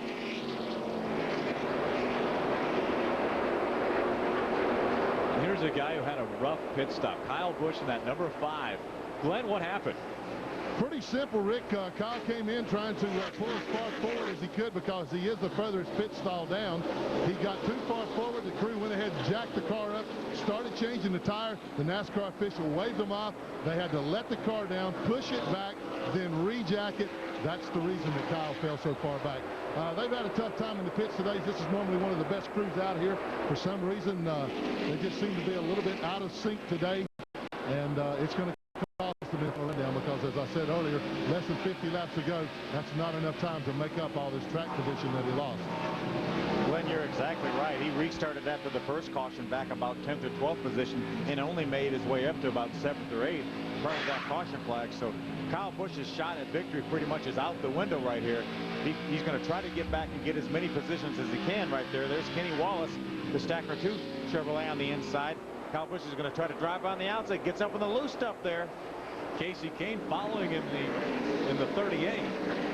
They're side by side as they go past the start-finish line. They fall back into line, going through the dog leg. Kyle Busch has a good head on his shoulders. He doesn't make many mistakes. He needs to be patient right now, knowing, hey, I'm not going to win this race. I overshot my pit. It's not going to happen. I've got to use my head, try to get all I can get. If I can get back in the top 10, that would be great. And we'll go on to Charlotte next week. Take a look at that group coming down the backstretch. Whoa. Robert Presley completely sideways. He may have had a little help from Kenny Wallace, and then Kyle Busch and Kenny Wallace made a little contact. Mike Wallace looked way to the inside, said, whoop, no room there. I think they were all kind of trying to feel out what was going to happen in front of them. Riding along with Kenny Wallace in the Stacker 223. Bobby Hamilton Jr. continues to lead in Nazareth. The Marines 25, running very well, looking for his 6th win. Problems for the 60. Greg Biffle coming down pit road, and you notice he didn't use the access road. And as he rolls up to his pits, it doesn't look like he could stop. Looks like he couldn't stop, or else maybe they said, hey, if you have a terminal engine problem, just drive it on the pit, go ahead behind the pit wall to the garage area. But we heard him have problems earlier in their race with brakes, so I wonder if maybe that's the situation.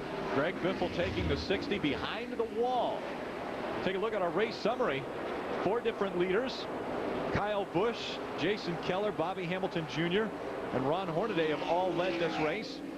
Average speed 108.24 miles an hour. That is better than the race record so far. 104.772 was the fastest race run here. We'll see if that will be broken today. We've got a new 2nd place runner right now. David Green has been able to get by Martin Truex for the 2nd position. Greg Biffle was one of the drivers who was doubling up.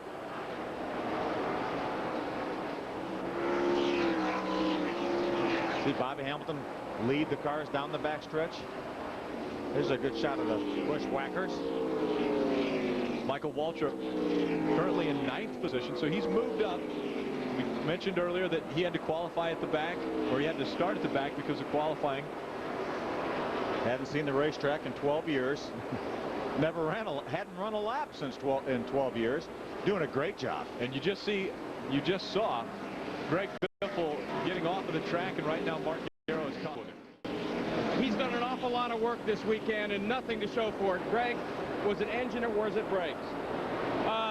as the oil pump belt looks like come off, I saw the guys moving the pulley back and forth a couple times this weekend.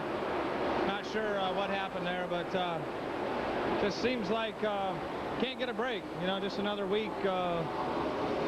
Roush Racing, I'm just not having good luck right now, so I feel bad. You know, these guys are building me pretty good cars, and everybody's working hard. We just got to get to where we can finish races, and we'll be able to win some of them. Tough break for Greg Biffle. Well, that's his 4th DNF this season. Yeah, he said, you mentioned the oil pump belt came off, so that's essentially an engine problem. Right. When the oil pump belt comes off, these are external oil pumps.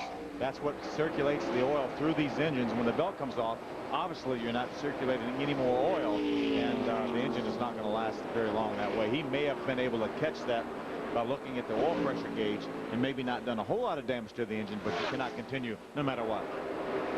31 laps of racing remaining, and Bobby Hamilton Jr., the man to beat.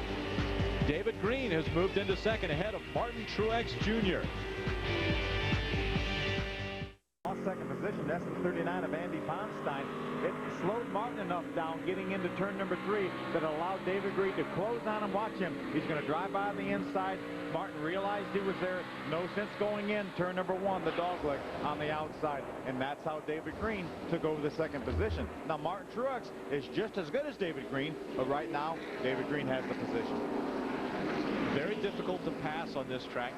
We saw the fact that most of our leaders have been able to put some distance between themselves and second place. Currently, just under 2 seconds difference between Bobby Hamilton Jr. and David Green.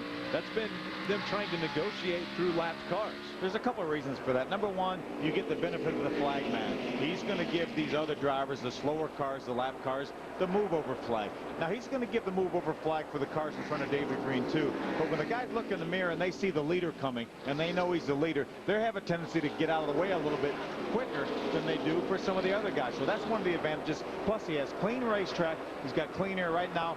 David Green's got to concern himself with not making any mistakes, allowing Martin Truex to either get up on the inside of him or on the outside of him. So he has to watch his mirror. Right now, Bobby Hamilton doesn't have to watch his mirror. He knows he's got almost a 2-second lead. He's got clean racetrack. Everything going his way. His pit stops have been flawless.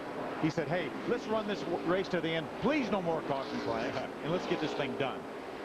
Bobby Hamilton Jr. took over the race lead on lap 75. During our last pit stop, gave up 1 lap of the lead to Ron Hornaday, but took it right back. And so Bobby Hamilton Jr. has been leading predominantly this whole race. Do you know why Ron Hornaday led that 1 lap? He actually led that lap on pit road because Bobby Hamilton's pit selection was way before the start-finish line. He came in as the leader. He stopped. Ron Hornaday's pit stall was way beyond the start-finish line, so he actually led that lap under caution on pit road. But it's still 5 points. David Stremme has moved the trim spot 32 up to 4th position. Great battle right here. Michael Waltrip and Ron Hornaday. That was a good battle for the 8th position.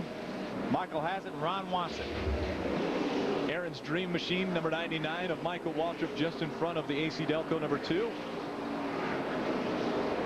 12 years since Michael Waltrip has driven on this track, and just a year ago Ron Hornaday won on this track. That's just what kind of talent you have, Michael Waltrip. What a good race car driver. Again, hasn't been here in 12 years, never made a lap of practice. It was in Charlotte for the last 2 or 3 days, and here he is. Shane Beal did a great job qualifying and setting up his car, and he's driven it into the top 10.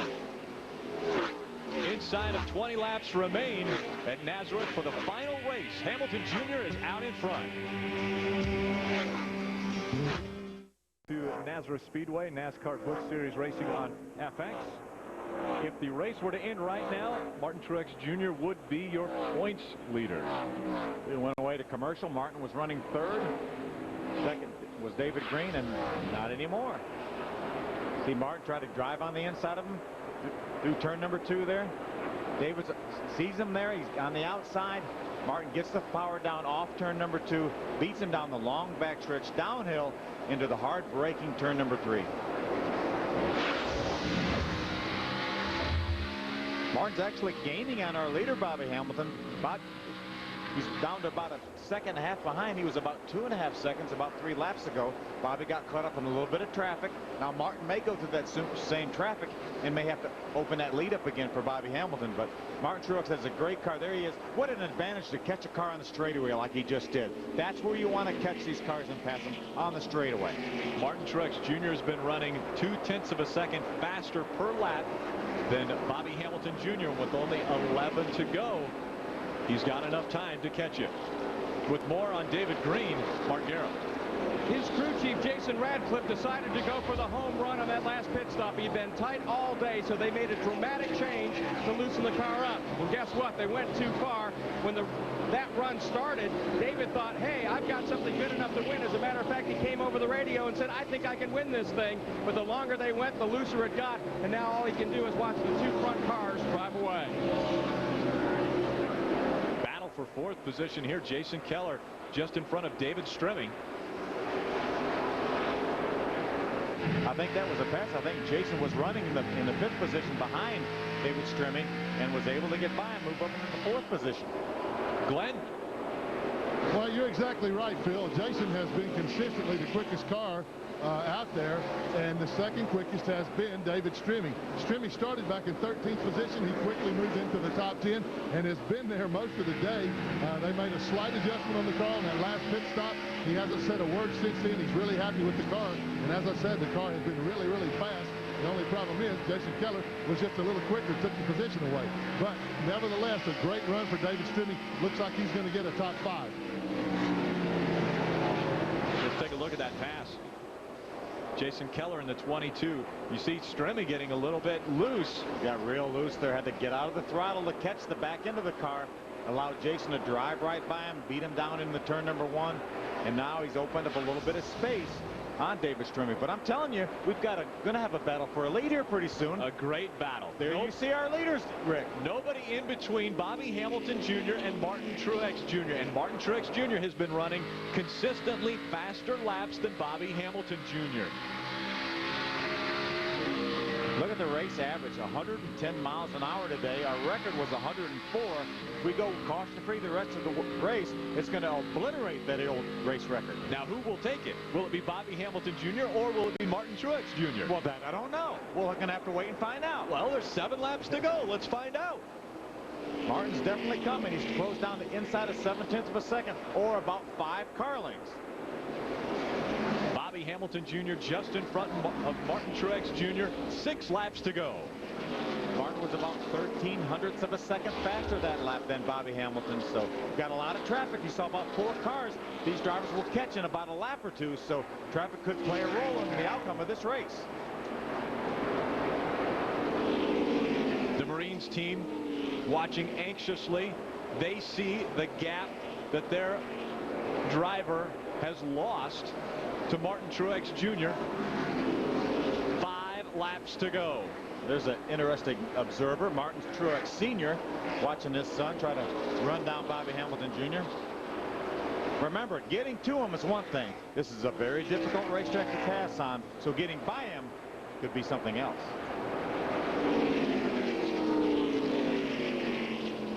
The chance to number 8, Martin Truex Jr. trying to reel in the Marines. Number 25 of Bobby Hamilton Jr. You saw how rough the racetrack was right up against the wall. Martin was as far up as he could get to try to get a good angle into the dogleg. Gained about 2 car lengths, it looks like. That time by, they ran almost identical lap times. And so Bobby Hamilton Jr. looks as though he's getting up on the wheel with 3 laps of racing to go. Have not quite caught those slow cars. Actually, Jeff Purvis is one of those cars. He's the last car on the lead lap. Currently running in the 17th position.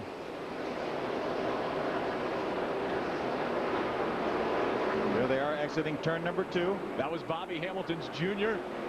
shouting words of encouragement to her husband.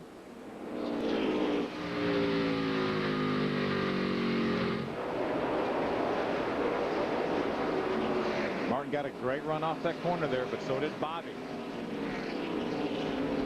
2 laps to go.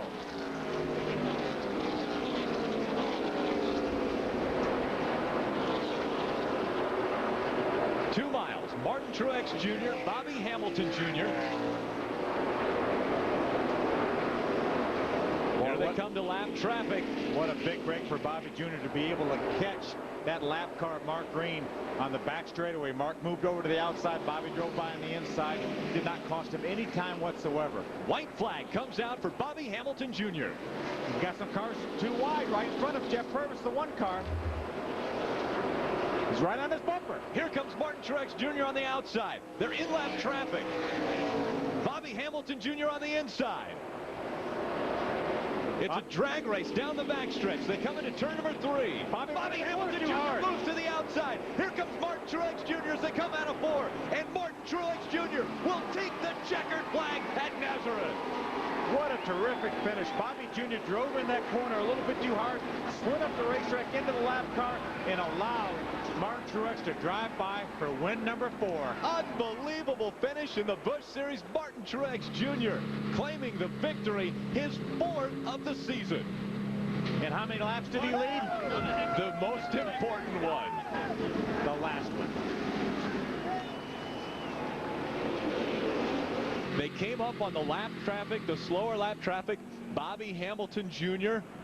got loose, moved out, and wasn't able to hold off Martin Truex Jr. Let's go down to Glenn. And we're standing here with Kevin Mannion, also known as Bono, the crew chief. Man, what an exciting finish. Oh, I tell you, we struggled a little bit yesterday in qualifying. Man, I just, me and Martin and Mike and all the guys, we talked about it over clam dinner last night, and Martin did an awesome job today with traffic. Traffic was a real pain today, and just want to thank God and all the guys back at the shop and DEI and Chance too. It's awesome. Awesome driver. Now I got to ask you, are you happy as a clam? Yeah, happy as a clam. Go celebrate. That's Bono, otherwise known as Kevin Mannion, the crew chief. Man, what an exciting finish, guys. He told Martin on that last lap, he said, Martin, be on the wheel. Lap traffic will have a bearing on the outcome of this race. What a prophet.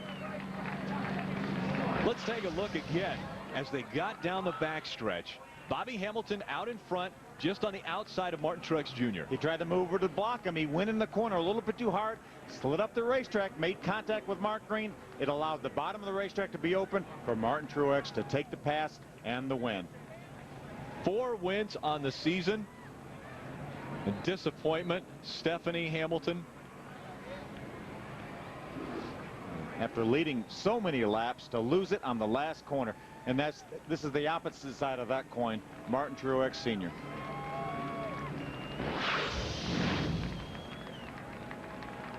The Taco Bell number 8 will be making its way to victory lane.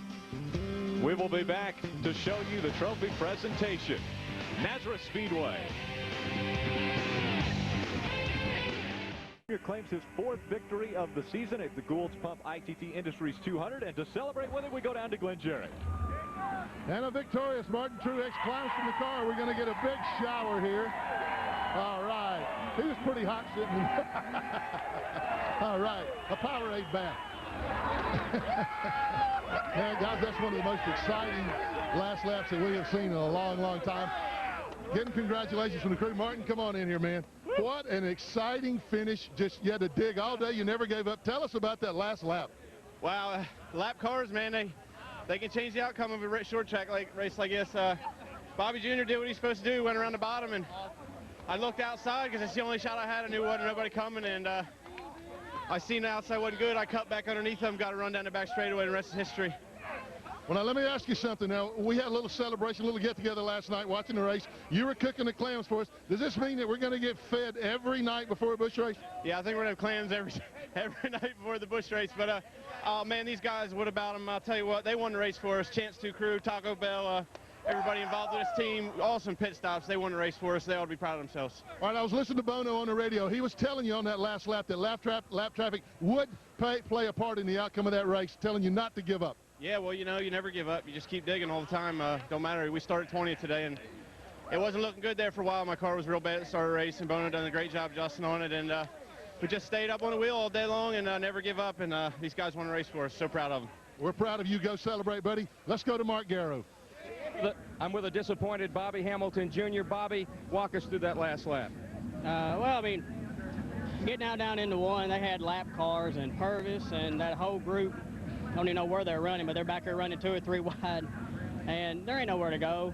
And the air is so important here. I got in behind all that junk, and then, you know, I couldn't get in the gas. And then the 8, he was far enough behind me, he could get in there and get turned, rotated, and go. And he just, and down through there, once again, lap traffic. I mean, I fired it there because he was on the inside of me, but, you know, it's like, man, it's kind of hard to believe you got 200-lap race, and first 15 laps you're lapping people at a place like this. But, you know, that's what we get when we come here. Thank God last time we were here, at least we get to go to places where you can get around these guys. I mean, it's like watching an ARCA race. But overall, Marines, Timberland Pro, Robert Yates, everybody, all the Marines over there battling. Appreciate it, guys. Bobby, have you ever had a race where everything went so right and then so wrong at the end? You led 124 laps. You had 2 great pit stops. The car was dynamite all day. You didn't make a mistake. Have you ever had a deal where it just went right and then taken away at the very end? Well, when we came off the corner, I was thinking, well, I got him. Well, then I seen them racing there in their 1. I was like, this is going to get me right here. And I just knew. I mean, but nothing towards them guys. I mean, we're racing DEI over there. We're a single-base Busch team. We don't have no teammates. We don't have no kind of cup ties. We don't have the experience that the guys got. But it's funny. We just keep on digging. We wind up outrunning about every week.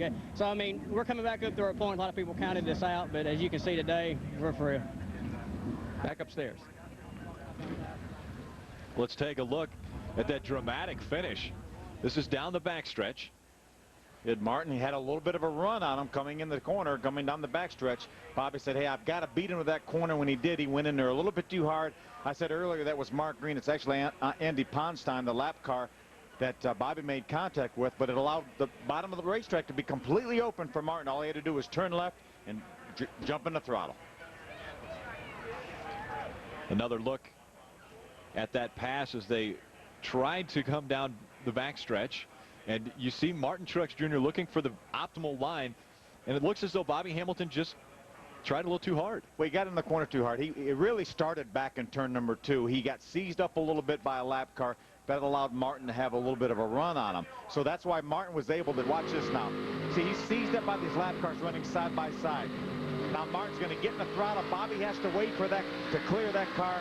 He's going to try to move to the inside. Actually had a little run. Bobby pulls over to block him. Bobby drives in the corner a little too hard. Can't quite stay on the bottom of the racetrack. Slides up, opens the door for Martin. Martin Truex Jr. goes across the start-finish line with a checkered flag flying. We had mentioned 124 laps led by Bobby Hamilton Jr. Martin Truex Jr. led 1 lap, and it was the most important. Standing by with David Green is Mark Garrow. Outstanding day for David. 17th, you start, you finish 3rd. Although I know after that pit stop I heard you come over the radio, I think I can win this thing. It didn't turn out that way, did it? Well, my car was good. We were faster than the other guys leading the race, but I was too loose. And my guys made big adjustments. And what about my pit crew? They were awesome. Before I forget, after thanking my Timberwolf team for another great job, is my daughter. Happy birthday, Kaylee Ray. Hope you enjoyed the race. But my guys did exactly what we had to do all day. We had to keep up with the track. It got me a little bit too loose, and they said drive like a big boy. So it wore me out the last 20, but our car was fast, and I wish I'd been a little bit closer. But Martin was fast, and his car was good, and I didn't want to hold him up, so figured they might wreck, which they almost did, but still a good point day for it. I was just going to say, David, if you don't win, you want to come home with a bucket full of points if you're running for the championship, and you did that today. Well, absolutely, and when you start 17th, and we just about spun out qualifying. I had a better car than that, but you have to be patient, and you can't get too greedy, and that's one thing Bobby Labonte, my old buddy, taught me. You got to be patient, got to be there at the end before you can win one, and with a team like Bruco and this Timberwolf team with Jason Ratcliffe, all I got to do is use my head and be there, and they'll give me a good fast car. Well, great run, David. Thank you.